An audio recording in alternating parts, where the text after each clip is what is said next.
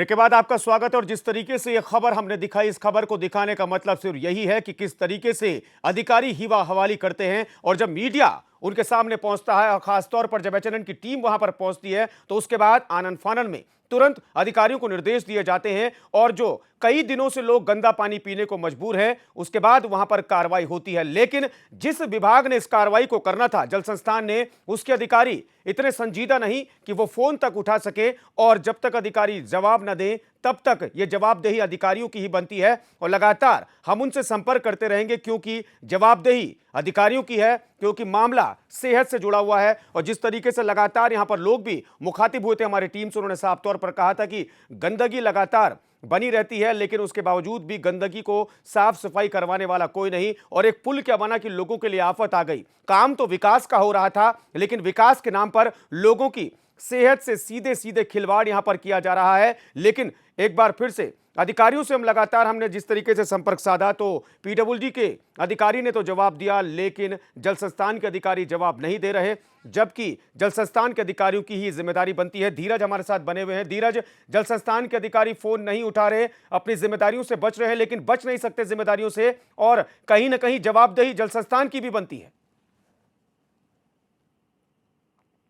जारी हम पूरे शहर में देख रहे हैं और बड़ा चैलेंजिंग है उनके लिए, बहुत चुनौती भरा है क्योंकि पेयजल की समस्याओं को दूर करना कोई आसान काम नहीं है। और उसके ऊपर से हम मानते हैं, चलिए हो जाती है, लाइनें टूट जाती है, कहीं पे निर्माण कार्य चलता है, लाइनें टूट जाती है, उनका ट्रीटमेंट हो जाता है। लेकिन इस तरह से जब मामले सामने आते हैं कैलाश जी, जब महीनों तक पेयजल लाइन टूटी रहती है और शिविर का पानी पीने के पानी में जा रहा है तो कहीं ना कहीं ये गंभीर विषय बन जाता है। और जिस तरह से सीजीएम गुप्ता जी ने जवाब दिया था, उन्होंने साफ तौर से कहा था कि 1-2 दिन लगते हैं, उस जवाब से हम संतुष्ट थे तब तक। लेकिन जब हम जनता के बीच में आए, जब जनता ने कहा कि जी 1.25 महीने से और 2-2 महीने से लाइनें टूटी हुई, तब उनके जवाब का क्या। और सिर्फ ये टालने के लिए और सिर्फ एक औपचारिक जवाब हम कह सकते हैं, लेकिन तब कैसे उनका विभाग काम करने लग जाता है जब उनको एक फोन कॉल ऊपर से आती है या फिर हम मंत्री जी को अप्रोच लगाएं या फिर हम मंत्री जी को बोले तो क्या सिर्फ हुक्मरान जो है, जो नौकरशाही है, वो क्या सिर्फ एक नेताओं पे के दबाव में काम करेगी या जब नेता बोलेंगे तब काम करेगी।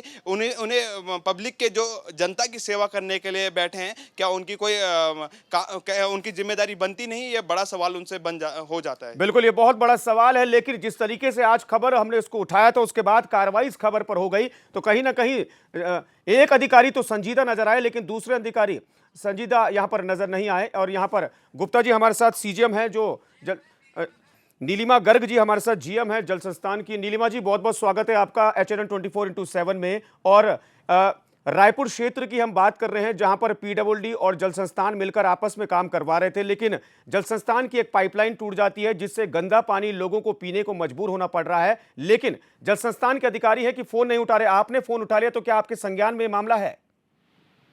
जी, रायपुर में जो डील का पुल है वहीं पर ना? जी जी हाँ, एक्चुअली वो हमारी पाइपलाइन शिफ्ट होनी है। जी वहाँ से बांदल का पानी आता है, जी सोर्स से हमारा वाटर वर्क्स में पहुँचता है जी और पीडब्ल्यूडी से बात हुई है जी उनको वो पैसा हमको देना है। जी और इन द मीन टाइम शायद उन्होंने थोड़ा कम अमाउंट 9 लाख दिया है जी।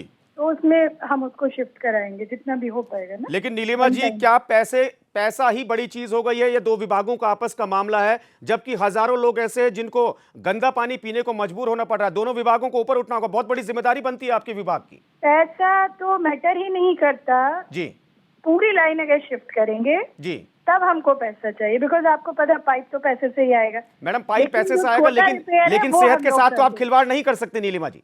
हाँ, वो छोटा रिपेयर हम कर देंगे और मैंने अपने एक्शन को निर्देश दिए हुए हैं। आपके अधिकारी तो फोन ही नहीं उठाते मैडम।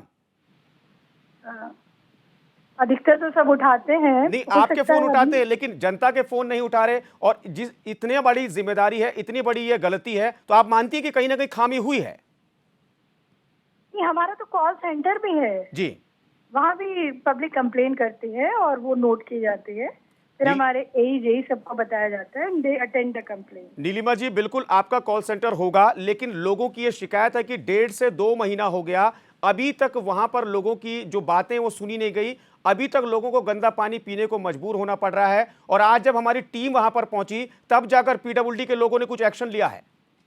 जी, हम लोग तो 10 दिन पहले खुद से विजिट करके आए थे। हमने पीडब्ल्यूडी के एक्सियन को और इवन जो उनके चीफ हैं उनको भी मैंने लेटर लिखा हुआ है। जी इसको तुरंत हमें करना है ना, जी। क्योंकि हम भी गर्मियों में अब इसको ज्यादा मतलब प्रोलॉन्ग नहीं कर सकते। चलिए नीलिमा जी, उसके अलावा क्या एक आप वादा कर सकती हैं पूरे प्रदेश की आवाम से या खासतौर पर देहरादून के लोगों से कि जहां जहां पर पानी की ऐसी शॉर्टेज हो रही है, जहां जहां पर पानी की पाइपलाइंस टूटी हैं, जहां जहां पर लोगों को दिक्कत हो रही है, वहां पर आप और आपका जो पूरा विभाग है वो सतर्कता दिखाएगा और तुरंत जल्द से जल्द काम हो पाएंगे?